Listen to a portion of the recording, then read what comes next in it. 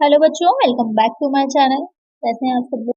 आज की वीडियो में आप लोग के लिए जो आप लोग का एएमआरएस पीजीटी कॉमर्स के बच्चे हैं या फिर जो यूपी पीजीटी या टीजीटी कॉमर्स के बच्चे हैं जिन्होंने फॉर्म फिल किया है और प्रिपरेशन कर रहे हैं एग्जाम की, तो उनके लिए मैं प्रैक्टिस सेट लेकर के आई हूँ, जिससे कि आपने जो अभी तक की तैयारी करी है आपकी, और आप वो देख सकें कि कितना अच्छे से आपका तैयार है, कौन सा सब्जेक्ट वीक है जहाँ पर आपको थोड़ा सा और मेहनत करने की और कोशिश करने की जरूरत है। इसकी एक अलग से चैनल पर प्लेलिस्ट अवेलेबल है, जिसमें आपको सारी वीडियोस जो आई हैं या आगे आएंगी वो आसानी से मिल जाएंगी। लिंक पर डिस्क्रिप्शन में दे दूंगी, देख लीजिएगा। आज की वीडियो में भी कुछ इसी तरह के इंपॉर्टेंट क्वेश्चंस रहेंगे, तो आइए शुरू करते हैं। लेकिन शुरू करने से पहले क्या करना है, चैनल को सब्सक्राइब करना है, वीडियो को लाइक करना है और फ्रेंड्स के साथ वीडियो को शेयर भी कर देना है। फर्स्ट क्वेश्चन है, कुल देनदार खाता बनाया जाता है। Total debtors account is prepared to find out the credit purchase, to find out the credit sale, to find out cash sale, none of the above. Question ने पूछ रहा है जो कुल देनदार खाता बनाया जाता है, टोटल डेटर अकाउंट बनाया जाता है, वो किस लिए बनाया जाता है कि उधार क्रय को ज्ञात करना, या फिर उधार विक्रय को ज्ञात करना, या फिर नगद विक्रय को ज्ञात करना, या फिर उपयुक्त में से कोई नहीं। तो जो कुल देनदार खाता बनाया जाता है वो उधार विक्रय को ज्ञात करने के लिए बनाया जाता है, क्योंकि जो सेल होती है वो तो कैश अकाउंट में चली जाएगी, जो कैश सेल होगी वो कैश अकाउंट में चलेगी सीधे सीधे, और जो उधार है जिसका कि अभी जो भी सेल करी इसका अमाउंट रिसीव नहीं हुआ है, जो क्रेडिट सेल है, तो उसके लिए जो बनाया जाता है देनदार खाता। तो करेक्ट आंसर क्या हो जाएगा हमारा, ऑप्शन बी। नेक्स्ट क्वेश्चन है, बस्टी नेत्रपाली केंद्रीकृत नियंत्रण की सुविधा देती है। बस्टी control system facilitates centralized control with decentralized activity both A and B, none of the above.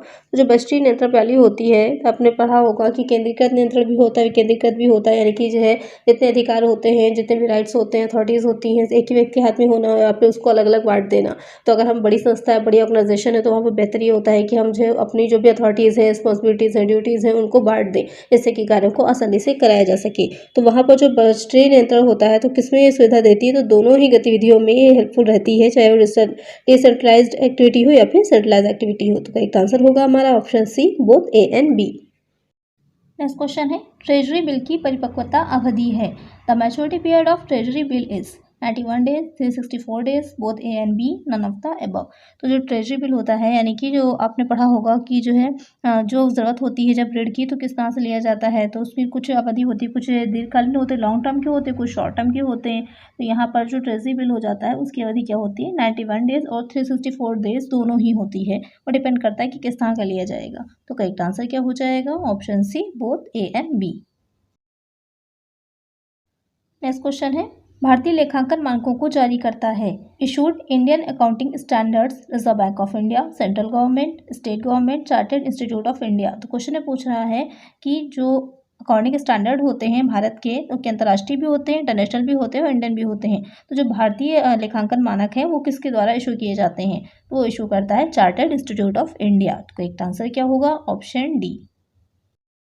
Next question है, वित्तीय प्रबंधन का मूल उद्देश्य है। The basic objectives of financial management is maximizing sales, maximizing the value of wealth, maximizing profit, none of the above। तो question पूछ रहा है कि जो फाइनेंशियल मैनेजमेंट है, वित्तीय प्रबंध होता है, उसका उद्देश्य क्या होता है। तो यहाँ पर विक्रय को अधिकतम करना, संपदा के मूल्य को अधिकतम करना, लाभों को अधिकतम करना, भुगतान से कोई नहीं। तो इसका उद्देश्य मेनली क्या होता है, संपदा के मूल्य को अधिकतम करना, जो वेल्थ होती है उसको बढ़ाना, जो कि जब वेल्थ बढ़ेगी तो अपने आप ही क्या होगा, सेल बढ़ेगी तभी तो वेल्थ बढ़ेगी और प्रॉफिट भी तभी ज़्यादा होगा। तो करेक्ट आंसर क्या होगा, ऑप्शन बी। शून्य आधार बजट सबसे पहले प्रयोग में लाया गया। Zero based budget was used for the first time. United states of America, in England, in Germany, in India. Question कह रहा है कि शून्य आधार बजट जो है वो सबसे पहले कहाँ पर शुरू किया गया। तो मैंने आप लोग को इसके बारे में पहले भी बताया हुआ है पहले की वीडियोस में, तो आपने वीडियोस नहीं देखी है तो लिंक डिस्क्रिप्शन में, वो वीडियोस भी देख लीजिए, काफ़ी अच्छे क्वेश्चन हैं, आपकी प्रैक्टिस अच्छी हो जाएगी।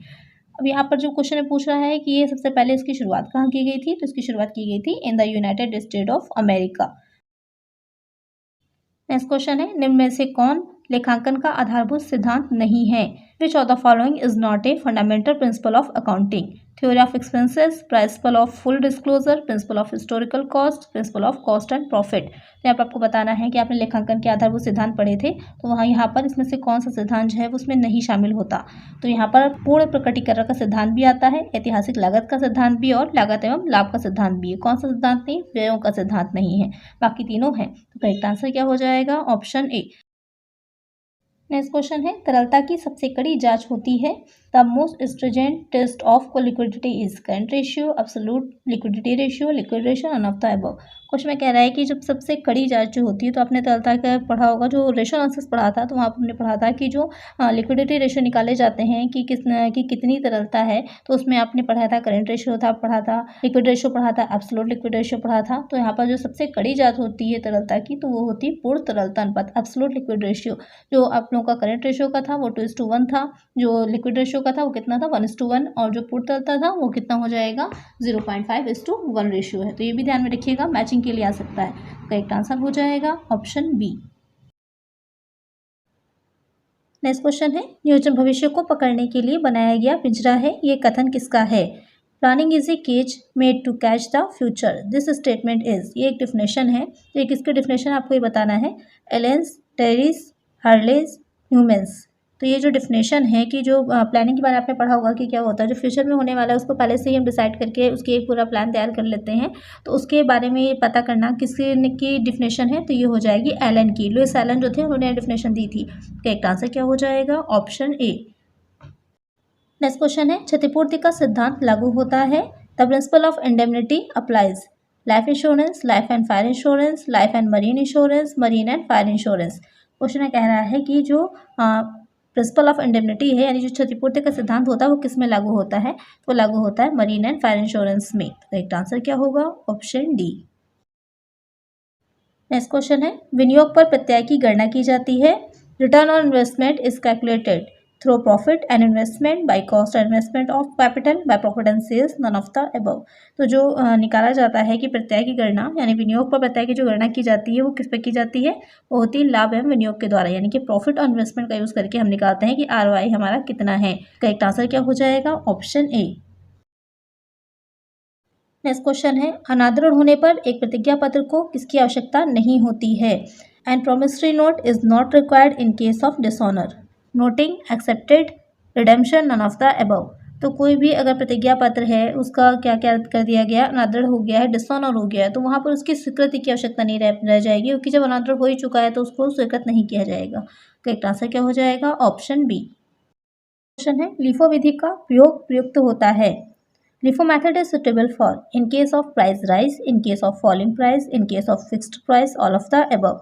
तो जो LIFO मेथड होता है, यानी कि लास्ट इन फर्स्ट आउट, जो लास्ट में आया उसे सबसे पहले ही निर्मित किया जाएगा। तो उसको कब यूज़ किया जाता है? जबकि प्राइजेस बढ़ रहे होते हैं, हाई होते हैं। तो करेक्ट आंसर क्या होगा? Option A, in case of price rise. Next question है, वस्तु विक्रय अनुबंध लागू हुआ।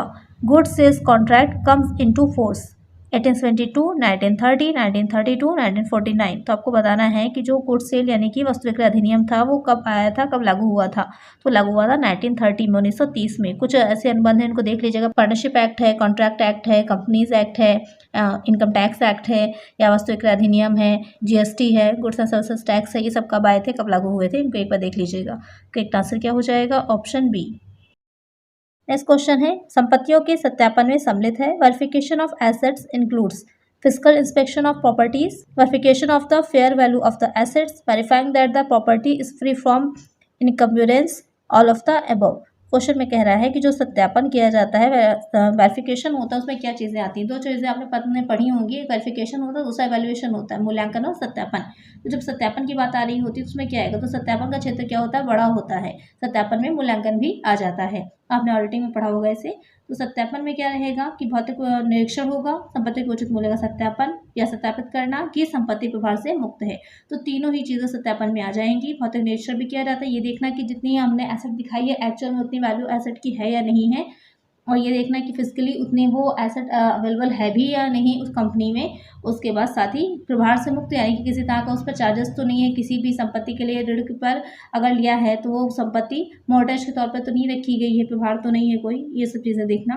तो इसमें तीनों ही आ जाएगा। तो करेक्ट आंसर क्या होगा? Option D, all of the above. Question है, व्यापार में रुकावट डालने वाले ठहराव की धारा है। The cause of restraint of trade is 28, 27, 29, 26। तो यहाँ पर क्वेश्चन पूछ रहा है कि व्यापार में रुकावट डालने वाले ठहराव। तो आपने पढ़ा होगा कॉन्ट्रैक्ट एक्ट में तो उसकी एक अलग से भी मैंने बिजनेस सिक्योरिटी फ्रेमवर्क की अलग से एमसीक्यूज़ की वीडियोस अपलोड करी हुई हैं, प्लेलिस्ट है, उसमें काफ़ी अच्छे इंपॉर्टेंट क्वेश्चंस हैं। आप लोग एक बार उसे रिवाइज कर लीजिए, जिससे कि आपको अच्छे से पूरा जो बिजनेस सिक्योरिटी फ्रेमवर्क है उसकी अच्छी से आपकी प्रैक्टिस हो जाएगी। तो उसका लिंक मैं डिस्क्रिप्शन में दे दूँगी, आप लोग वहाँ से आपको मिल जाएगा, आप लोग देख लीजिएगा, या फिर चैनल पर विजिट करिएगा तो आपको पेज में मिल जाएगा। तो यहाँ पर करेक्ट आंसर क्या हो जाएगा? Option B 27। नेक्स्ट क्वेश्चन है, पट्टाधारी द्वारा देय अधिकार शुल्क को आहरित किया जाता है। The royalty payable by the lessee is set off rights fee account, in the account of the land owner, in profit and loss account, none of the above. तो क्वेश्चन में कह रहा है कि जो पट्टाधारी होता है तो उसके द्वारा जो अधिकार शुल्क देय आहरित किया जाता है तो उसे कहाँ पर दिखाया जाता है? जो देय अधिकार शुल्क होता है यानी कि जो पेबल होता है उसको कहाँ दिखाया जाता है? अधिकार शुल्क खाते में, भूस्वामिक खाते में, लाभानी खाते में, या फिर उसमें से कोई नहीं, तो उसे दिखाया जाता है रॉयल्टी अकाउंट में, अधिकार शुल्क खाते में। तो करेक्ट आंसर क्या हो जाएगा? Option A. नेक्स्ट क्वेश्चन है, सूत्रधारी कंपनी का आशय है। Holding company means which holds at least 50% of the shares of another company, which hold at least 51% of the shares of the other company, a company that controls the board of directors of another company, which hold at least 75% of the shares of another company। तो यहाँ पर question आपसे पूछ रहा है कि सूत्रधारी company कौन सी होती है? जो अन्य कंपनी के कम से कम 50% अंशों की धारक है, जो अन्य कंपनी की कम से कम 51% अंशों की धारक है, ऐसी कंपनी जो अन्य कंपनी के संचालक मंडल पर नियंत्रण रखती हो, जो अन्य कंपनी के कम से कम 75% अंशों की धारक हो। तो आपको पहले तो एक चीज़ क्लियर होगी ही कि जो सूत्रधारी कंपनी होती है उसके पास 51% शेयर होने चाहिए दूसरी कंपनी के, तभी वो सूत्रधारी कंपनी कहलाती है। जो होल्डिंग कंपनी कहलाती है, नाम से ही क्लियर हो रहा है, होल्डिंग कंपनी जो दूसरी कंपनी इसके अंडर में काम करे, जो उसको होल्ड करे, उसको चलाए। तो यहाँ पर जो 51% कंपनी में के शेयर्स होते हैं तो वहाँ पर वो होल्डिंग कंपनी या फिर सूत्रधारी कंपनी होती है। उसके पास अधिकार होता है, राइट्स होता है कि वो अपने अकॉर्डिंग जो दूसरी कंपनी होती है ज़्यादा शेयर्स उसके पास होने का मतलब ही यही है कि उसके पास ज़्यादा राइट्स रहते हैं, वो ज़्यादा डिसीजंस में उसका जो है नियंत्रण रहेगा। तो एक आंसर क्या हो जाएगा? Option B. और जिस कंपनी को वो होल्ड करती है वो क्या हो जाती है? वो सब्सिडरी कंपनी कहलाती है। नेक्स्ट क्वेश्चन है, वास्तविक लागत और प्रमाणित लागत के अंतर को कहते हैं। The difference between actual cost and standard cost is called profit, differential cost, variance, margin of safety.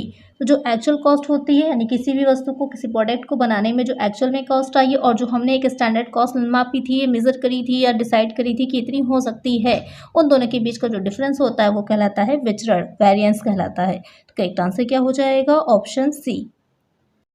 Next question है, the institute of chartered accountants of India की स्थापना हुई। The institute of chartered accountants of India was established in, इसको short में ICAI भी बोलते हैं। तो हो सकता है आपको कंफ्यूज करने के लिए सिर्फ ICAI की फुल फॉर्म पूछ ले, या फिर आपसे पूछ ले कब इस्टेब्लिश हुआ था, तो इसका मतलब यही हो जाएगा institute of chartered accountants of India. तो कब हुआ था? On 1 July 1949, on 1 April 1948, on 1 January 1950, on 1 अप्रैल 1932। तो कब हुआ था? 1 जुलाई 1949 को हुआ था इसकी स्थापना। तो करेक्ट आंसर क्या हो जाएगा? Option A. नेक्स्ट क्वेश्चन है, वर्तमान वर्ष का आरंभिक रहतिया 5000 से अधिक है एवं अंतिम रहतिया 12000 से अधिक गया है। यह त्रुटियां वर्तमान वर्ष की शुद्ध आय पर प्रभाव डालेंगी। The opening balance of the current year is more than 5000 and the closing balance is more than 12000। This error will affect the net income of the current year. 70,000 shown short, 17,000 shown higher, 12,000 shown short, 7,000 shown more। Question में आपसे कह रहा है कि जो उसका opening stock है यानी कि कोई करंट ईयर का जो बना है अकाउंट, उसका जो ओपनिंग स्टॉक है उसमें 5,000 से ज़्यादा दिखाया गया है और जो क्लोजिंग स्टॉक है वो 12,000 से ज़्यादा दिखाया गया है। तो आपको पता ही होगा कि डेबिट और क्रेडिट दो साइड होते हैं, तो अगर दोनों साइड इक्वल होता तो प्रॉफिट पर कोई इफेक्ट नहीं डालता। लेकिन यहाँ पर क्या है, एक जो है 5,000 से ज़्यादा है और दूसरा 12,000 से ज़्यादा है, तो बीच का डिफरेंस कितने का आएगा? 7,000 का आएगा। 12,000 में से 5,000 घटा दीजिए। ओपनिंग स्टॉक किधर दिखाया जाता है? डेबिट साइड में दिखाया जाएगा, और जो क्लोजिंग स्टॉक होगा कहाँ दिखाया जाएगा? क्रेडिट साइड में दिखाया जाएगा। डिफरेंस कितने का निकल के आएगा? 7,000 का। तो जो भी नेट इनकम होगी वो 7,000 से ज़्यादा दिखाएगी। अगर इक्वल होता तो कोई भी प्रभाव नहीं पड़ता उसके ऊपर जो आपका नेट इनकम होती, लेकिन यहाँ पर क्या है, डिफरेंस है दोनों में, तो यहाँ पर 7,000 से बढ़ जाएगा। तो करेक्ट आंसर क्या हो जाएगा? Option D. नेक्स्ट क्वेश्चन है, जब दो या दो से अधिक कंपनियां जो एक जैसा व्यापार कर रही हों एक साथ मिलती हैं और एक नई कंपनी बनाकर कार्य करती हैं तो इस मिलन को कहा जाता है। When two or more companies which are carrying on the same business merge together and act as a new company, the merger is called integration, merger, reconstruction, reorganisation. Question में कह रहा है कि दो या अधिक कंपनियां हैं, दो से, और जो एक ही जैसा बिजनेस कर रही हैं, एक ही जैसा कार्य कर रही हैं और एक साथ वो मिलकर एक नई कंपनी को बनाती हैं, तो वो क्या कहलाएगा? एकीकरण, संविलियन, पुनर्निर्माण, पुनर्गठन। इन चारों चीज़ों को आपने पढ़ा होगा। कहाँ पर? कॉर्पोरेट अकाउंटिंग में आपने इन चारों चीज़ों को पढ़ा होगा। दो एक जैसे व्यवसाय करने वाली कंपनियां कभी कभी क्या करती हैं, आपस में मिलकर के एक नई कंपनी बना लेती हैं, तो वो हो जाता है एकीकरण। यहाँ पर क्वेश्चन आपसे यही पूछा गया था कि एक जैसा व्यवसाय कर रही है, दो से अधिक कंपनी आपस में मिलकर कार्य कर रही हैं, एक नई कंपनी बना लेंगी, तो वो हो जाएगा एकीकरण। संविलियन में क्या होता है कि एक कंपनी दूसरी कंपनी में मिल जाती है। पुनर्निर्माण में क्या होता है, तो पुनर्निर्माण तो दो तरह का होता है, रिकंस्ट्रक्शन, एक्सटर्नल भी होता है और इंटरनल भी होता है। इंटरनल में तो कोई चेंज नहीं होता है, क्योंकि अंदर की ही जो भी चीज़ें होती हैं, कभी कभी जो है एसेट ज़्यादा वैल्यू दिखा रही हैं, कम दिखा रही हैं, तो आंतरिक पुनर्निर्माण किया जाता है। और जो बाह्य पुनर्निर्माण होता है, तो उसमें कुछ चीज़ों में चेंजेस आते हैं। तो यहाँ पर जो आपको क्वेश्चन पूछ रहा है उसमें हो जाएगा एकीकरण। तो करेक्ट आंसर क्या हो जाएगा? Option A. नेक्स्ट क्वेश्चन है, उत्तरदायित्व लेखांकन को किस अन्य नाम से संबोधित किया जाता है? Responsibility accounting is also known by what other name? Profitability accounting, functional accounting, both A and B, none of the above. Question ने पूछ रहा है कि जो उत्तरदायित्व लेखांकन होगा, रिस्पॉन्सिबिलिटी अकाउंटिंग होती है, कहाँ पढ़ी थी आपने? मैनेजमेंट अकाउंटिंग में पढ़ी थी। तो उसमें इसको और किस नाम से बुलाया जाएगा? तो लाभदायकता लेखांकन भी होता है और क्रियाशीलता लेखांकन भी होता है, दोनों ही नामों से पुकारा जाता है। तो करेक्ट आंसर क्या हो जाएगा? Option C, both A and B. Next question लेते हैं, निम्नलिखित में से कौन सा युग्म गलत है? यहाँ पर आपको ये बताना है कि जो भी जोड़े दे रखे हैं, एक साथ पेयर्स दे रखे हैं, उन पेयर्स में कौन सा पेयर करेक्ट नहीं है, इनकरेक्ट है। Which of the following pair is incorrect? Goodwill, intangible asset, oil well, decaying asset, preliminary expenses, artificial asset, stock, liquid asset. तो यहाँ पर आपको बताना है कि कौन सा पेयर करेक्ट इनकरेक्ट है। तो गुडविल जो हो गया इंटेंगिबल एसेट है, अमूर्त संपत्ति, आपको पता ही है। आयलवेल है, डिकेइंग एसेट है, ये भी सही है, यानी कि क्षयी संपत्ति, जैसे जैसे उसमें से तेल निकालते जाते हैं उसमें तेल कम होता जाएगा। प्रारंभिक व्यय है, कृत्रिम संपत्ति है, बिल्कुल सही है। और साथ में जो आपको दे रखा है स्टॉक, लिक्विड एसेट, ये गलत हो जाएगा। जब हम जो है करंट एसेट में से स्टॉक को लेस करते हैं तभी तो हमारा निकल के आती ही है लिक्विड एसेट, तो ये जो है ये आपका पेयर जो होगा वो गलत हो जाएगा। करेक्ट आंसर क्या हो जाएगा? Option D. पुस्तकालन का मुख्य कार्य क्या होता है? The primary functions of the bookkeeping is to. यहाँ आपसे क्वेश्चन ने पूछा है जो बुक कीपिंग होती है उसका प्राइमरी फंक्शन क्या होता है? Designing the system of recording the transaction, इन दोनों के अभिलेखन की प्रणाली तैयार करना। Assigning the responsibility to accountant, लेखाकार को जिम्मेदारी सौंपना। रिकॉर्डिंग ऑफ फाइनेंशियल डेटा, वित्तीय समूहों का अभिलेखन करना। या फिर क्लासिफाइंग द रिकॉर्डेड डाटा, अभिलेखित समूहों का वर्गीकरण करना। तो क्वेश्चन कह रहा है कि जो बुक कीपिंग होती है, पुस्तकालन होता है, उसका मेन काम क्या रहता है या मुख्य कार्य क्या होता है? तो पुस्तकालन का कार्य क्या हो जाता है? वैसे तो आपको पता ही है कि जो वित्तीय लेन देन होते हैं, फाइनेंशियल ट्रांजेक्शंस होते हैं, उनका लेखा रखना होता है। तो नियमानुसार क्रमबद्ध रूप से क्रोनोलॉजिकल ऑर्डर में हम उसका लेखा रखते हैं। तो यहाँ पर इसके कार्यों की अगर हम बात करते हैं तो सबसे पहले हो जाता है जो जर्नल होता है और जो उसकी सहायक बहियां या फिर जो उसकी जो और बुक्स तैयार की जाती हैं, जो अकाउंट्स तैयार किए जाते हैं, उनको बनाना। उसके बाद होता है जो लेजर होता है उसमें पोस्टिंग की जाती है, खतौनी की जाती है। उसके बाद जो खाते होते हैं उसका शेष निकाला जाता है, बैलेंस निकाला जाता है। तो यहाँ पर मुख्य कार्य क्या हो जाता है कि वित्तीय समूहों का अभिलेखन करना, रिकॉर्डिंग ऑफ फाइनेंशियल डाटा। एक आंसर हो जाएगा हमारा ऑप्शन सी। नेक्स्ट क्वेश्चन है, एक व्यापारी अपने लाभ का 20% भाग सामान्य संचय में अंतरित करता है, ऐसा वह किस अवधारणा के आधार पर करता है? A trader transfers 20% of his profit to general reserve on the basis of which concept he does so. इस क्वेश्चन में क्या रहता है कि जो आपको मैंने पढ़ाए थे अकाउंटिंग कॉन्सेप्ट, वो तो आपका बेस था कि क्या होते हैं, लेकिन जो क्वेश्चंस आपके आते हैं वो इस तरह से ही पूछेगा।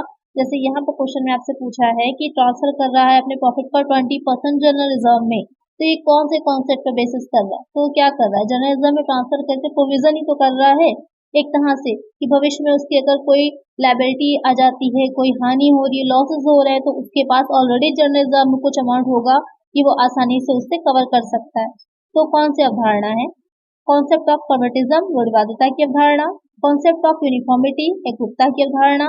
रियलाइजेशन कॉन्सेप्ट, वसूली की अवधारणा। या फिर मनी मेजरमेंट कॉन्सेप्ट, मुद्रा मापन की अवधारणा। ये सारे कॉन्सेप्ट क्या होते हैं, इन पे एक अलग से वीडियो में बना चुकी हूँ पहले ही, तो आपको प्लेलिस्ट में मिल जाएगी वो डिटेल में, जहाँ पर मैंने सारे कॉन्सेप्ट को आपको पढ़ाया हुआ है।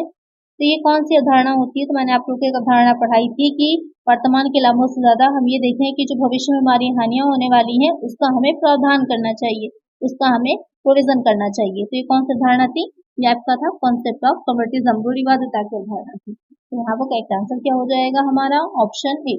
इसमें एक लाइन हमेशा ध्यान में रखिएगा, जो रूढ़िवादिता की या फिर सतर्कता की भी अवधारणा कहलाती है ये, कि लाभ की आशा न करें और सभी संबद्ध दायित्वों का प्रावधान करें कि फ्यूचर में क्या प्रॉफिट होगा। इससे ज्यादा हमें ये इंपॉर्टेंट होता है देखना कि जो हमारे हानियां हो सकते हैं, लॉसेस हो सकते हैं, उनको हम पहले से प्रोविजन करके रखें जिससे कि हमारे लिए आगे कोई प्रॉब्लम ना क्रिएट हो। नेक्स्ट क्वेश्चन है, transactions recorded on the basis of dual aspect concept is called. द्विपक्षीय अवधारणा पर आधारित व्यवहारों के लेखा करने की प्रणाली कहलाती है। सिंगल एंट्री सिस्टम इकहरा लेखा प्रणाली, डबल एंट्री सिस्टम दोहरा लेखा प्रणाली, डबल अकाउंट सिस्टम दोहरा खाता प्रणाली, नन ऑफ द अबव में से कोई नहीं। काफी सिंपल सा क्वेश्चन है, द्विपक्षीय अवधारणा पर आधारित है, लेकिन कंफ्यूजन कहाँ पर आ जाती है? कंफ्यूजन ये हो जाती है कि डबल एंट्री सिस्टम है कि डबल अकाउंट सिस्टम है। हमने पढ़ा तो इसके बारे में बहुत है, लेकिन जब आंसर लगाने की बात आती है और एग्जाम में इसका क्वेश्चन आता है, वहां पर हम कंफ्यूज हो जाते हैं। अब भी उसी में कंफ्यूज हो जाएंगे कि करेक्ट आंसर कौन सा होगा। तो यहाँ पर जब द्विपक्षीय अवधारणा की हम बात कर रहे हैं तो करेक्ट आंसर हमारा दोहरा लेखा प्रणाली होती है, डबल एंट्री सिस्टम होता है कि हम एंट्रीज डबल करते हैं। तो करेक्ट आंसर क्या होगा हमारा? Option B. नेक्स्ट क्वेश्चन है, AS3 इज रिलेटेड टू। लेखा मानक AS3 संबंधित है। अकॉर्डिंग स्टैंडर्ड से रिलेटेड क्वेश्चन जरूर पूछता है, इससे एक अलग से सेपरेट वीडियो में भी मैं बना दूंगी जिसमें सारे अकॉर्डिंग स्टैंडर्ड से रिलेटेड या जो इंपॉर्टेंट है एग्जाम में पूछे जाते हैं, एक अलग से आपकी वीडियो आएगी इस पर। यहाँ पर क्वेश्चन में जो AS3 के बारे में पूछा है, कैश फ्लो स्टेटमेंट, रोकड़ प्रवाह विवरण, फंड फ्लो स्टेटमेंट, कोष प्रवाह विवरण, अकाउंटिंग फॉर डिप्रिसिएशन, ह्रास के लिए लेखांकन, नन ऑफ दीज, इनमें से कोई नहीं। तो जो AS3 है वो किससे रिलेटेड होता है? जो कैश फ्लो स्टेटमेंट बनता है, आपने मैनेजमेंट अकाउंटिंग पढ़ी होगी बीकॉम में, तो मैनेजमेंट अकाउंटिंग में हम कैश फ्लो स्टेटमेंट बनाते हैं जिसमें हम जितने भी कैश से रिलेटेड जो भी हमारे ट्रांजेक्शन सिर्फ कैश में हुए होते हैं उनको ही दिखाया जाता है। कैश इनफ्लो है, आउटफ्लो है, 3 तरह की एक्टिविटीज होती हैं उसमें। आपकी ऑपरेटिंग हो जाती है, फाइनेंशियल हो जाती है, इन्वेस्टिंग हो जाती है। तो यहाँ पर कैश फ्लो स्टेटमेंट जो है वो अकॉर्डिंग स्टैंडर्ड 3 से रिलेटेड है। तो एक आंसर होगा हमारा ऑप्शन ए। नेक्स्ट क्वेश्चन है, when accounting standard board of India is constituted. Bharat में लेखांकन मानक बोर्ड का गठन कब हुआ था? 1969, 1977, 1918, 2007। क्वेश्चन में कह रहा है कि जो इंडिया है, इंडिया में जो एक तो आपके अंतर्राष्ट्रीय लेवल के होते हैं और एक हो जाते हैं जो भारत में लेखांकन मानक बनाए गए हैं, तो उसके लिए एक बोर्ड का गठन किया गया था, बोर्ड बना था। वो बोर्ड कब बनाया गया था? वो बोर्ड बनाया गया था 1977 में। इसको शॉर्ट में IAS भी बोलते हैं, इंडियन अकाउंटिंग स्टैंडर्ड बोर्ड। तो ध्यान में रखिएगा।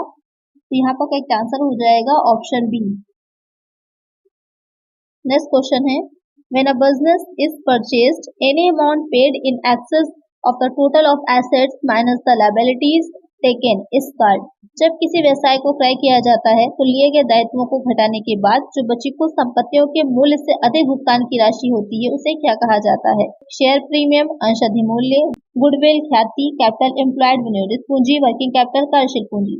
तो क्वेश्चन में यहाँ पे कह रहा है कि जब आपने पढ़ा होगा व्यवसाय के क्रय, कॉर्पोरेट अकाउंटिंग में आपने पढ़ा होगा कि जो बिजनेस होता है उसको परचेज किया जा सकता है, तो जो टोटल एसेट्स होती हैं उन टोटल एसेट्स में से जो भी लायबिलिटीज होती हैं उसको लेस कर देते हैं और उसके बाद घटाने के बाद जो अधिक भुगतान की राशि आ रही है, जो हमने अधिक भुगतान किया है, तो उसका मूल्य क्या कहलाता है? सिंपल से समझ लीजिए कि जो भी ऐसे हमने जो भी भुगतान किया है, जो भी क्रय मूल्य दिया होता है, परचेजिंग प्राइस दिया होता है, जितनी एसेट्स हमको मिल रही होती हैं उससे जो अधिक अगर हम मूल्य दे रहे हैं तो अधिक मूल्य हम किस लिए दे रहे हैं, वो चीज क्या कहलाती है? वो हो जाती है हमारी गुडविल या फिर ख्याति बोला जाता है। तो वहाँ पर करेक्ट आंसर है हमारा ऑप्शन बी। ख्याति क्या होती है, गुडविल क्या होती है? तो आपने देखा होगा कि गुडविल वैसे कई टाइप की होती है, आपने पढ़ाई होगा फाइनेंशियल अकाउंटिंग में। तो ख्याति क्या होती है? तो अगर हम बात करें अकाउंटिंग में तो ख्याति तो एक आदर्श संपत्ति है, एक इनटैंगिबल एसेट होती है। लेकिन अगर हम वैसे बात करें सिंपल सी लैंग्वेज में अगर हम कहें तो ख्याति हो जाती है कि किसी व्यवसाय की, किसी बिजनेस की क्या साख है मार्केट में, क्या जगह है, कितना वो प्रसिद्ध है, कितना लोग उसको कितना ज्यादा कस्टमर्स उसको बिलीव करते हैं, वही उसकी क्या कहलाती है? गुडविल कहलाती है। जैसे बहुत से डॉक्टर्स फेमस होते हैं तो वो डॉक्टर जिस भी जगह पर अपना क्लिनिक खोलेंगे या जिस भी हॉस्पिटल्स में जाएंगे ऑटोमेटिक जो पेशेंट होते हैं वहां पर चले जाते हैं। इसी तरह ये रहता है कि जो लॉयर होते हैं तो बहुत से ऐसे जो गुडविल होती है बहुत डिपेंड करती, कभी कभी व्यक्ति से जुड़ी हुई होती है, कभी कभी जगह से जुड़ी हुई होती है। तो कुछ जगहें बहुत फेमस हो जाती हैं, तो वहाँ पर अगर आपने अपनी कोई शॉप खोली है तो ऑटोमेटिक होता है कि हाँ वो बहुत ज़्यादा चलेगी। तो वो डिपेंड करता है, अलग अलग स्वभाव की होती है, अलग अलग नेचर की होती है गुडविल। तो यहाँ पर करेक्ट आंसर क्या हो जाएगा हमारा? Option B. नेक्स्ट क्वेश्चन है, which of the following account is the personal account?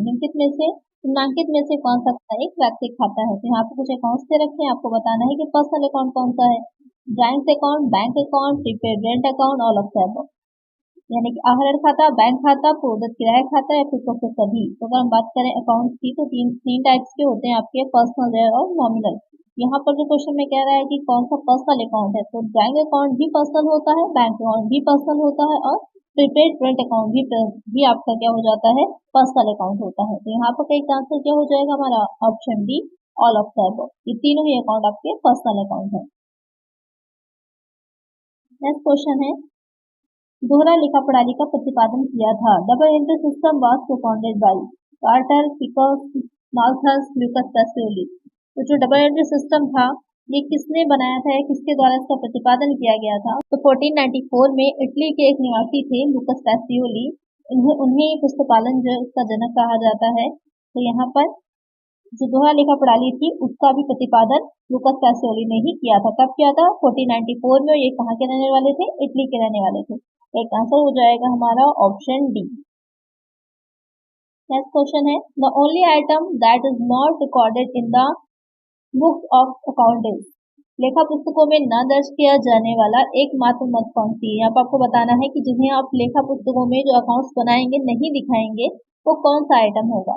Goodwill, special discount, trade discount, cash discount. तो गुडविल को भी दिखाया जाता है, स्पेशल डिस्काउंट को भी और कैश डिस्काउंट को भी, लेकिन जो ट्रेड डिस्काउंट होता है उसको हम नहीं दिखाते, बल्कि जो सूची मूल्य होता है उसमें से उसको हम लेस कर देते हैं। तो बुक्स जो है होती है हमारी, जो एंट्रीज हम कर रहे हैं वहां पर नहीं दिखाते। तो एक आंसर होगा हमारा ऑप्शन सी। नेक्स्ट क्वेश्चन है, when subsidiary books are maintained, the entry for special discounts to customers is done in। जब सहायक बहियां रखी जाती हैं तब ग्राहकों को विशेष छूट की प्रविष्टि की जाती है। यानी कि जब आप जो सब्सिडरी बुक्स होती हैं, यानी जर्नल के साथ साथ जब जैसे परचेज बुक है, सेल्स बुक है, परचेज रिटर्न है, सेल्स रिटर्न है, ये सारी बुक्स भी बना रहे हैं, तो वहां पर जो कस्टमर्स है उनको जो छूट दी जा रही है उसकी प्रविष्टि कहाँ पर करेंगे? ये जो उनको डिस्काउंट्स दिया जा रहा है उसको आप कहाँ पर दिखाते हैं?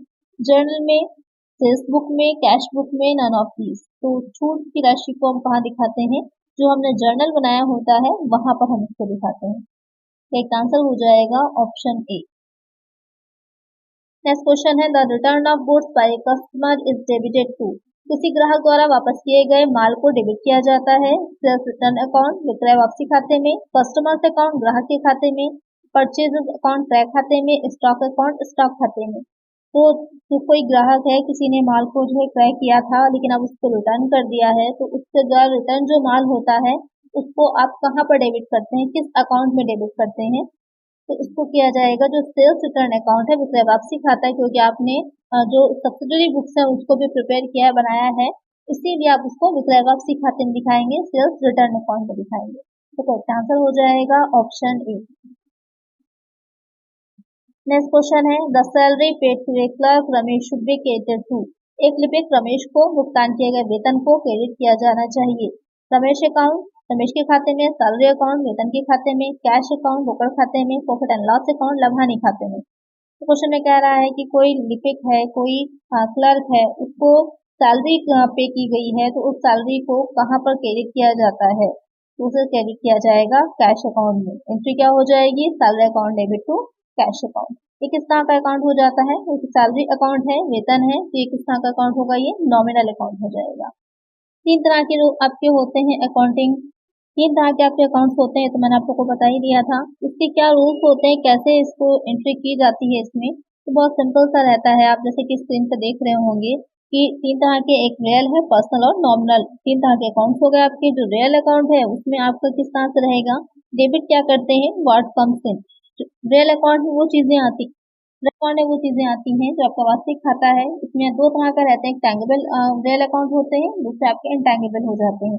जैसे कि टैंगिबल में रहते हैं बिल्डिंग है, मशीनरी है, फर्नीचर है, कैश है, स्टॉक है, लैंड है, ये सब चीजें आती हैं। और इनटैंगिबल में आ जाता है जो गुडविल होगी, पेटेंट होगा, ख्याति होती है, ये आ जाता है। यहाँ पर आपका जो इसमें एंट्री करने का रूल रहता है, क्या रहता है, व्हाट कम्स इन, जो भी एसेट आती है वो डेबिट हो जाती है और जो कुछ भी जा रहा होगा वो क्रेडिट हो जाएगा। पर्सनल अकाउंट क्या होता है, पर्सनल अकाउंट आपका व्यक्तिगत खाता होता है। इसमें किस तरह के खाते आते हैं, इसमें आपके आ जाते हैं 3 तरह के अकाउंट होते हैं। पहला हो जाता है जो स्वाभाविक खाता हो जाता है, जैसे कि सुशील का खाता, राम का खाता, किसी भी नाम से दे रखा होगा वो अकाउंट आ जाएगा। दूसरा हो जाता है जो आपके कृत्रिम व्यक्तियों या व्यक्तियों के समूह के होते हैं, जैसे कि कंपनी का अकाउंट है, किसी इंश्योरेंस कंपनी का अकाउंट है, किसी बैंक का है, किसी कॉलेज का है, किसी फर्म का, क्लब का, ये सारे अकाउंट्स आ जाते हैं। इसमें आपके थर्ड वाला में क्या रहेगा, प्रतिनिधित्व करने वाले, यानी तो रिप्रेजेंटेटिव अकाउंट्स में क्या रहता है, जितने भी आपकी वेजेस हैं, तो आपका रेंट अकाउंट है, इंटरेस्ट अकाउंट है या फिर डिस्काउंट अकाउंट है, जब आप उसमें प्रीपेड या आउटस्टैंडिंग ऐड कर देते हैं, पूर्वदत्त था या फिर अदत्त आपका ऐड हो जाता है, तो वही अकाउंट आपका क्या बन जाता है, पर्सनल अकाउंट बन जाता है। वैसे तो वो अकाउंट नॉमिनल अकाउंट होता है, लेकिन अगर आप उसमें प्रीपेड या फिर नॉमिनल अकाउंट प्रीपेड या फिर आउटस्टैंडिंग ऐड कर दिया कि वो पूर्वदत्त है या फिर आउटस्टैंडिंग है, अदत्त है, तो वो आपका क्या हो जाता है, पर्सनल अकाउंट बन जाता है। ये 3 तरह के रहते हैं पर्सनल अकाउंट।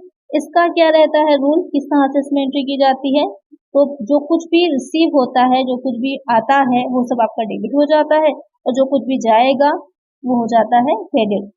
फिर आ जाता है नॉमिनल अकाउंट। नॉमिनल अकाउंट में आपके सारे एक्सपेंसेस, लॉसेस आ जाते हैं और इनकम और गेन्स, जो भी आप एक्सपेंस करेंगे, जैसे कि अभी मैंने आपको बताया था, मजदूरी है या फिर जो किराया है, ब्याज है, कोई दावा है, कोई कमीशन है, कोई चंदा है, इस तरह की जो चीजें होती हैं, ये सब आपकी आ जाती है नॉमिनल अकाउंट में। इसमें किस तरह से एंट्री की जाती है, डेबिट कर देते हैं हम सारे एक्सपेंसेस और लॉसेस को, और क्रेडिट में क्या जाता है, जो भी हमारी इनकम होगी और जो हमारी गेन्स होंगी, जो लाभ हुआ है या फिर जो आय हुई है, वो सब हमारी क्रेडिट हो जाती है। ये गोल्डन रूल्स होते हैं अकाउंटिंग के, तो बहुत शॉर्ट में मैंने आपको दे दिया है, याद कर लीजिएगा। ऐसे एडेड क्वेश्चन आता है तो पहले ये समझ लीजिए कि वो आपको कौन से अकाउंट में जा रहा है, उसी के अकॉर्डिंग आपकी एंट्री हो जाएगी। जैसे कि यहाँ पर क्वेश्चन में आपके था कि जो वेतन उसको दिया गया था, यानी कि सैलरी का पे किया गया था, तो सैलरी कौन से अकाउंट थी, वो नॉमिनल अकाउंट हो गई, तो वहां पर आपका क्या क्रेडिट किया जाएगा, क्रेडिट आपका हो जाएगा कैश। तो करेक्ट आंसर हो जाएगा हमारा ऑप्शन सी, एंट्री क्या होगी, salary account debit to cash account. Next question है, a journal entry in which two or more accounts are debited credited is known as, एक जर्नल प्रविष्टि जिसमें 2 या 2 से अधिक खाते डेबिट क्रेडिट किए जाते हैं वो कहलाती है double entry, multi entry, additional entry, compound entry. यानी कि जब आप एक ही एंट्री कर रहे हैं उसमें दो या दो से अधिक आपके जो अकाउंट्स हैं उसको आप डेबिट या क्रेडिट कर रहे हैं, तो वो एंट्री क्या होगी, वो हो जाती है हमारी कंपाउंड एंट्री या फिर संयुक्त प्रविष्टि। या फिर इसमें अगर एक अकाउंट डेबिट है, 2-3 अकाउंट क्रेडिट हो जाएंगे, या फिर आपके डेबिट में 3-4 अकाउंट्स होंगे और क्रेडिट में एक ही अकाउंट हो जाएगा। तो यहाँ पर एक आंसर हो जाएगा हमारा ऑप्शन डी। नेक्स्ट क्वेश्चन है, transferring entries from journal to ledger account is commonly known as, रोजना बचे से खातों में स्थानांतरण को सामान्यतः कहा जाता है। यानी कि जब आपने जो जर्नल बनाया है उससे जब आप लेजर में एंट्रीज को ट्रांसफर करते हैं तो उसको क्या कहा जाता है, रिकॉर्डिंग, ट्रांसफरिंग, पोस्टिंग, एंटरिंग। तो इसको क्या कहा जाता है, एंटरिंग तो हो जाती है जो आप जर्नल में जब लिख रहे होते हैं, पोस्टिंग कहा जाता है जब आप जर्नल से लेजर में ट्रांसफर कर रहे होते हैं, उसे खतौनी हिंदी में कहते हैं, और पोस्टिंग कहलाता है। तो करेक्ट आंसर हो जाएगा हमारा ऑप्शन सी। नेक्स्ट क्वेश्चन है, journal is a book of, journal एक पुस्तक है। फर्स्ट एंट्री पहली प्रविष्टि की, ओरिजिनल एंट्री मूल प्रविष्टि की, डेट वाइज एंट्री तिथिवार प्रविष्टि की, ऑल ऑफ द अबव उपयुक्त सभी की। तो जर्नल किस तरह की बुक है, फर्स्ट एंट्री की भी है, करेक्ट है, सबसे पहले हम जर्नल में ही एंट्री करते हैं। ओरिजिनल एंट्री मूल प्रविष्टि भी जर्नल में होती है, डेट वाइज भी हम इसमें जर्नल में ही एंट्री करते हैं। तो तीनों ही ऑप्शन आपके करेक्ट हो जाएंगे, तो करेक्ट आंसर होगा हमारा option D, all of the above. Next question है, खातों का संबंध आय, व्यय, लाभ और हानि से है उसे कहते हैं, accounts related to income, expenses, profit and losses is called dash, real account, nominal account, personal account, none of these. तो क्वेश्चन में आपसे कह रहा है कि वो खाते जिनमें आय, व्यय या लाभ और हानि से रिलेटेड आपके एंट्रीज की जाती हैं या अकाउंट्स बनाए जाते हैं, वो क्या कहलाते हैं। तो आप लोग मुझे इसका आंसर कमेंट करिएगा कि इसका सही आंसर क्या है, ये किस तरह का अकाउंट होता है। आज की वीडियो में इतना ही। आई होप आपको वीडियो अच्छी लगी होगी, क्वेश्चंस अच्छे लगे होंगे, अकाउंटिंग के रूल्स आपको अच्छे समझ में आ गए होंगे। मिलते हैं नेक्स्ट वीडियो में कुछ और नए क्वेश्चंस के साथ। अगर वीडियो अच्छी लगी है तो लाइक कर दीजिएगा, चैनल पर नया तो सब्सक्राइब कर लीजिएगा और फ्रेंड्स आप वीडियो को शेयर कर दीजिएगा। मिलते हैं नेक्स्ट वीडियो में। Thank you.